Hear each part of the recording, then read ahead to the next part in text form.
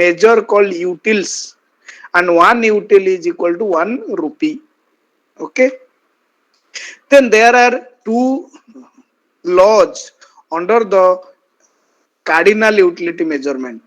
First law is law of diminishing marginal utility. Second law is law of equi-marginal utility.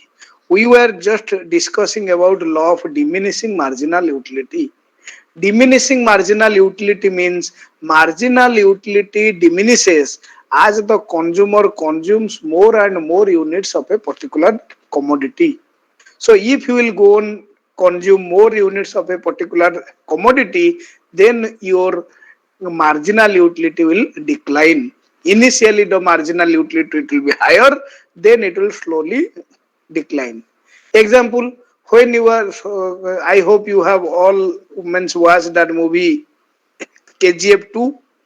So for the first time when you are means watching this movie, how much happiness you will receive. Second time when you will means watch, that much happiness you will not receive out of that. So this is called diminishing marginal utility. Additional happiness that you are receive from the consumption of that particular commodity, that will be declining. Okay, that is called law of diminishing marginal utility. I hope you understood. Yes, sir. Yes, thank you. So Yes. this is explained with this example. That is when the consumer is going to consume several cups of tea. Okay, first cup of tea, second, third, fourth, fifth, sixth. Then his marginal utility is declining, but his total utility it might be increasing. So you can put in the place of cup of tea, you can put the watching the KGF 2. So for the first time when will means watch, so suppose 12 utils of happiness you got. From the second time your total happiness increased, but your additional happiness that you received from the second time the consumption, that is only 10. 10 more happiness is added to the total happiness. When you are having third unit, your total happiness is increasing or total utility increasing to 30, but your marginal utility is only increasing to 8. When you are having fourth fourth unit, then your total utility is increasing to 36, but your marginal utility is only increasing to 4. When you will having sixth unit or sixth cup of tea, or you can say sixth time you are going to watch this movie, your total utility is increasing only to 41. So additional happiness is only 1. So after sixth time, if you are if you are going to watch this movie again, what will happen? This may happen that your total happiness it may decline. In between, you will just move. No, no, I am not interested to watch, or you will just skip all these. Just seen only interesting things. You will just watch. If you will see whole movie, you will be bored. You will say no, no, I cannot watch full movie, otherwise I'll be bored. That means your total happiness from the seventh unit of the consumption, it is declining. When your total utility it is declining, means marginal utility becomes negative. Okay, the same thing it is explained with this the graph. Total utility initially it is increasing at a diminishing rate until it reaches the maximum at point T. When total utility increases but at a diminishing rate, marginal utility declines, but it is positive. When total utility reaches the maximum, the marginal utility becomes 0, because marginal utility is the slope of the total utility function. And we know when a function becomes maximum, then its slope becomes 0. When total utility starts declining, marginal utility become negative. Okay, it is explained with this. And the optimum, where the total utility it will be maximum, that is called satiation point, or the consumer is fully satisfied, or this quantity is called satiation quantity. Then what are the limitations of this law? Already we have discussed. That is, if there will be dissimilar units, very small units, too long an interval, rare collections, if the portion will be abnormal, if your demand or consumption it will be influenced by your the other portion, or if there will be change in the income habit or taste, then this law of diminishing marginal utility will not work. Okay, up to here we have completed. Then the second law is law of equimarginal utility. Law of equimarginal utility explains how the consumer reaches the equilibrium given the income and given the price of commodity X and Y. Suppose assuming there are two commodities, commodity X and commodity Y, and the consumer is having a given amount of income. So how the consumer will distribute his income uh, between commodity X and commodity Y, so that his total happiness it will be maximum? How? So that can be explained with the help of law of equimarginal utility.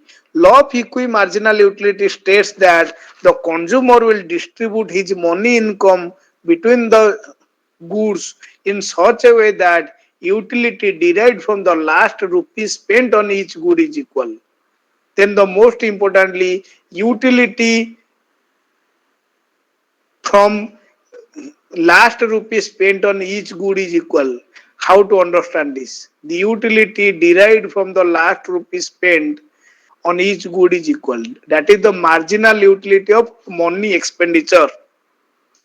How to understand this? We can understand from a simple example. So I hope you already visited to the KIT University in the last semester. Is it? Yes, Yes, sir. sir. So have you visited Yes, sir. to We were. Nandan Kanan? Yes, sir. Yes, sir. Yes, sir. Nandan Kanan. Yes, Yes, sir. How sir. was it? How was it? It was good. Yes, sir. Okay. So anybody who is visiting for the first time to Nandan Kanan, that person will be very much excited. If you have never visited any zoological park earlier, okay, because you are excited because you will see means lively all these animals and the birds, you are very much excited. So you are, when you are reaching the ticket counter, you are assuming if it will be 500 rupees also, I am ready to pay, because I am very excited, very happy to see all these. Okay, suppose the ticket is only 100 rupees. So you are thinking, if I will means go and watch all these things, I will get a utility equivalent to 500 rupees which will be spent. So I am ready to pay 500 rupees for means going inside the Nandankanan Zoological Park. So how much will be the marginal utility of money spent? If by spending 100 rupees per ticket, you are getting a utility of 500, so marginal utility of money spent will be MUM equal to MUX by PX. Marginal utility of commodity X divided by price of commodity X.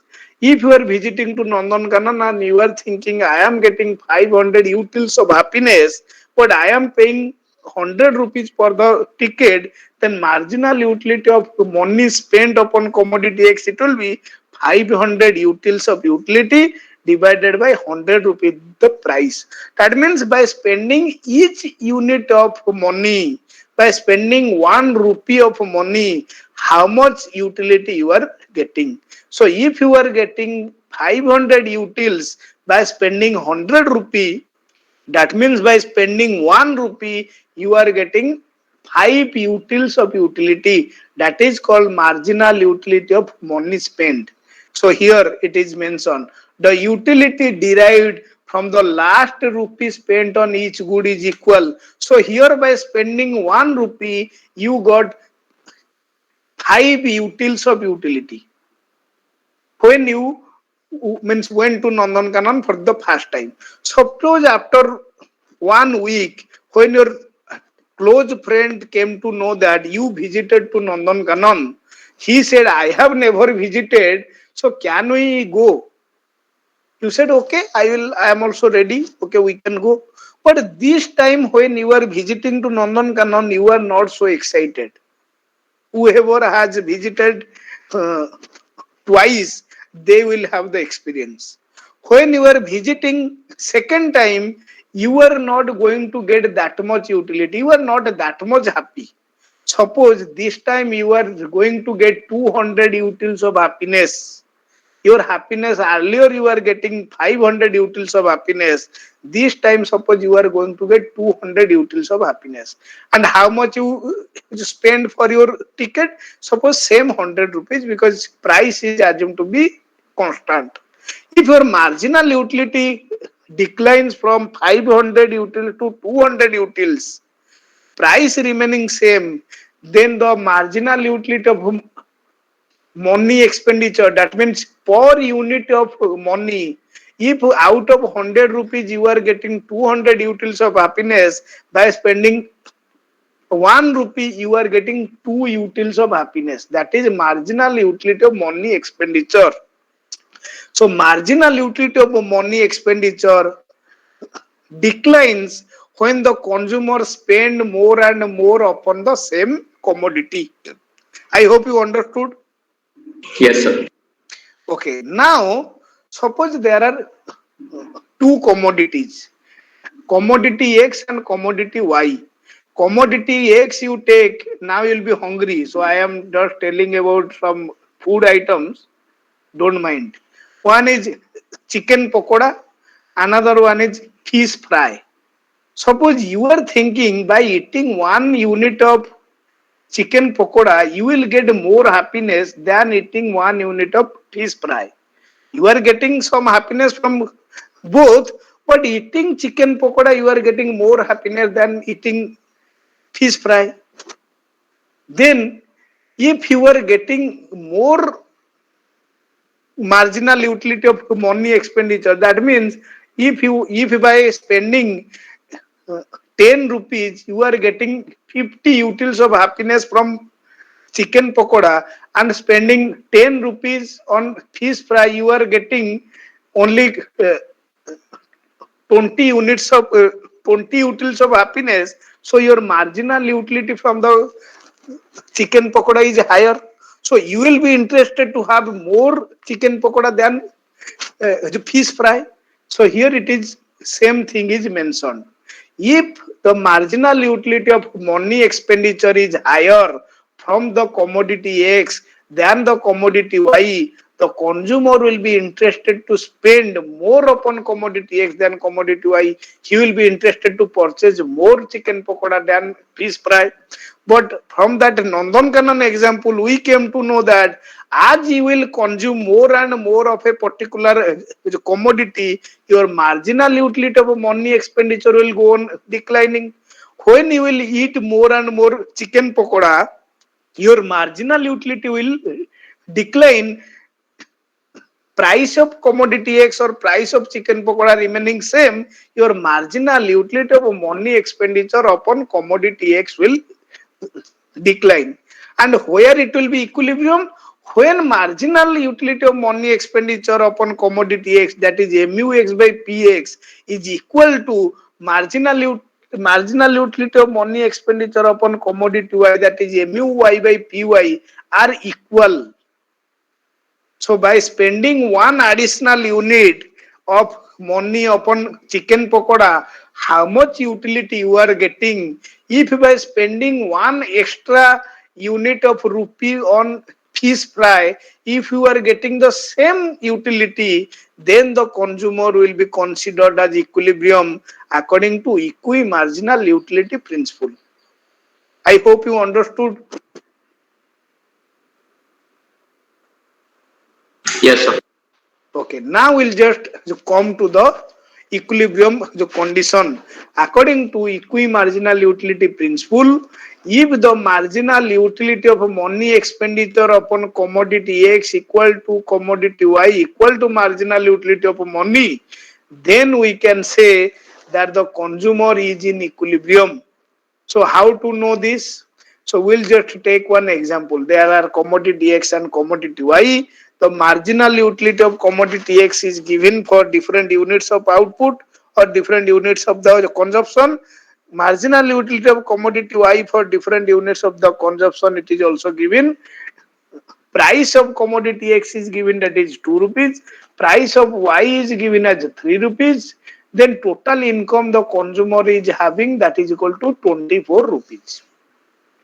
Now we know that where mu x by px will be equal to mu y by py, the consumer will be in equilibrium, or that the combination of the commodities will be the preferred combination. Now, if the consumer is purchasing 1 unit of the commodity X and 1 unit of the commodity Y, then his marginal utility of money expenditure on X is higher than the marginal utility of the money expenditure on the commodity Y. So he will be interested to purchase more units of the commodity X until the marginal utility of the money expenditure on commodity X is equivalent to the marginal utility of money expenditure upon the commodity Y. So where it will be equivalent? If the consumer will purchase 3 units of X and 1 unit of Y, then only the marginal utility of money expenditure between two goods, it will be equal. Okay, understood? Now Yes, we sir. will think about, okay, now as per the equi-marginal utility, the consumer will equalize between marginal utility of money expenditure upon commodity X and commodity Y. So he will uh, purchase 3 units of commodity X and 1 unit of commodity Y to achieve the equilibrium. But how much utility he will receive here, how much will be the total utility here if he will purchase 3 units of X and 1 unit of Y? So the total utility is the sum of marginal utility on X and sum of marginal utility on the Y. Sum of marginal utility on X for purchasing 3 units of X, this will be 20 plus 18 plus 16. And marginal utility on commodity Y, as he is purchasing just 1 unit of commodity Y, it will be 24. So total utility received by the consumer by purchasing commodity 3 units of commodity X and 1 unit of commodity Y, this will be 20 plus 18 plus 16 plus 24. How much it will be?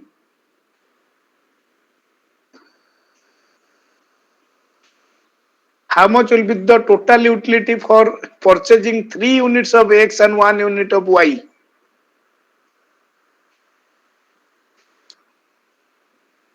Sorry, Total, sir. how much will be the total utility of the consumer for purchasing 3 units of X and 1 unit of Y? And total utility is the sum of marginal utilities. Yes, sir. So it will be 78, because it means marginal utility of X for purchasing 3 units, it will be from the uh, first unit it will be 20, second it will be 18, third unit it will be 16. 20 plus 18 plus 16 plus the marginal utility for purchasing 1 unit of commodity Y, it will be 24. So total it will be 78. Is it? Here it is mentioned. So for, if the consumer is equalizing mu x by px equal to mu y by py equal to 8, then he will purchase a combination that is 3 units of X and 1 unit of Y, so that he will get only 78 utils of happiness. But he will get 78 utils of happiness by spending only 9 rupees, because uh, price of X is 2, price of Y is 3. So he will buy 3 units of X, that is 6 rupees, 1 unit of Y, that is 3 rupees. Only by spending 9 rupees, the consumer can get 78 utils of happiness. But how much his income it is? So he is having 24 rupees to spend on the commodity X and Y. If he is having means more money, and he is liking to eat chicken pakoda and fish fry, why not he will spend? Because the objective of the consumer is to maximizing the utility. So here he is only spending 9 rupees in order to get 78 utils of happiness. But now he is having enough money to spend. Now what he will do? He will equalize the other combination. He will equalize MUX by PX equal to MUY by PY equal to 7. If he will equalize MUX by PX equal to MUY by PY equal to 7, now he will purchase 4 units of X and 2 units of Y. And if the consumer will purchase 4 units of X and 2 units of Y, he will get a total utility of 113, which is higher than the earlier combination. But here also he is just spending the 14 rupees out of his income in order to purchase 4 units of X and 2 units of Y. Now this will also not be called as the maximum utility given his income, because his income is 24. Now what will happen? The consumer will be interested to equalize the marginal utility of money expenditure, that is 6. MUX by PX equal to MUY by PY equal to 6. If he will equalize MUX by PX equal to 6 and MUY by PY equal to 6, then he will purchase 5 units of X and 3 units of Y. If the consumer will purchase 5 units of X and 3 units of Y, then he will get a total utility of 143 utils, which is no doubt higher than the previous combination of commodity X and Y. But here also still he is spending only 19 rupees, not entire of his income, that is 24 rupees. So in order to maximizing his happiness by consuming more of commodity X and Y, he will equalize the marginal utility of money expenditure equal to 5. So if he will equalize MUX by PX equal to MUY by PY equal to 5, then he can purchase 6 units of commodity X and 4 units of commodity Y. By purchasing 6 units of commodity X and 4 units of commodity Y, the consumer is receiving 168 utils of total utility or happiness, which is highest between all the previous combinations. Here also the consumer is spending exactly 24 rupees, the income he has to spend. By spending the entire of his income, which he is interested to spend on commodity X and Y, the consumer is getting the maximum happiness or maximum utility as compared to other any combination. So 168 is the maximum possible total utility which the consumer can achieve within his money income, that is 24, than any other combinations. Only if the consumer will purchase the combination of X and Y, that is 6X and 4Y units, then within his income, that is 24, the consumer can get the maximum satisfaction equal to 168. Any other combination if will take, no combination can explain a higher total utility than 168 utils given the income that is 24. This is according to law of equimarginal utility, the equilibrium condition, that is where mu x by px equal to mu y by py equal to MUM is the marginal utility of money expenditure. When these three will be equal, that will be the consumer's equilibrium, which achieves at 6 unit of x and 4 units of y, where the marginal utility of money expenditure on x equal to y equal to marginal utility of total money expenditure. This is the law of equimarginal utility, which is explained by this graph. Here in this graph, this is from another example, so don't be confused. Initially, suppose according to law of equimarginal utility, the equilibrium bundle is suppose x1 and y1. Okay, so here if the consumer is purchasing x1 units of commodity x and y1 units of commodity y, he is achieving the highest possible level of utility. If we extend this, then the area under the marginal utility curve is called as the total utility. This area plus this area, if you are extending this one, the area under the marginal utility curve is called as the total utility. So as he is purchasing x1 and y1 units of the commodity x and y, so the total utility he is receiving, that is the area under the marginal utility curve which I have identified. Now the consumer thought, okay, if I will consume any other combination instead of x1 and y1, what will happen? Whether my total utility will increase or my total utility will decline. So this can be seen. Suppose the consumer is now interested to consume x2 unit of x and y2 units of commodity y. Then what will happen? By increasing the number of x, so no doubt his total utility will increase. Yes, sorry, his utility on commodity X will increase. Now this area it will be added.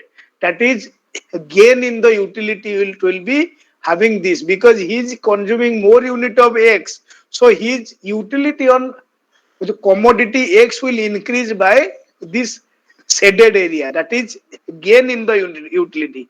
But as his income is constant, in order to buy more commodity X, he should reduce the consumption of the commodity Y.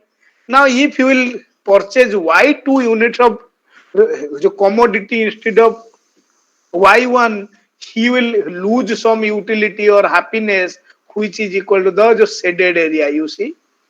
Now which is the loss of utility by reducing the consumption of commodity Y. And here when he increase the consumption of commodity X, there is the gain in the utility. But anybody can tell me, by consuming the second combination, that is x2 y2, whether the gain in the total utility is more or the loss in the total utility is more? Anybody? Are you people here listening? Yes, sir. So here whether the means gain is more or loss is more?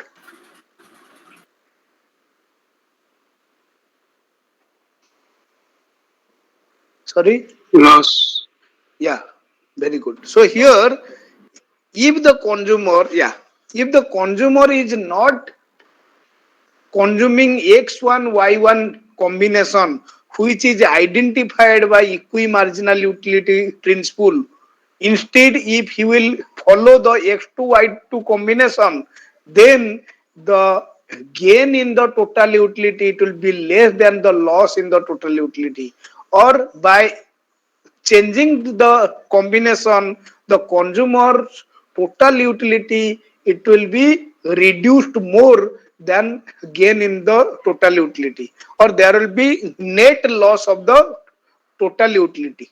So, in other words, we can say the combination which is chosen by equimarginal utility principle, that will be the consumer's equilibrium, or in that point the consumer can get the maximum utility as compared to any other combination given the price of the commodity and income of the consumer.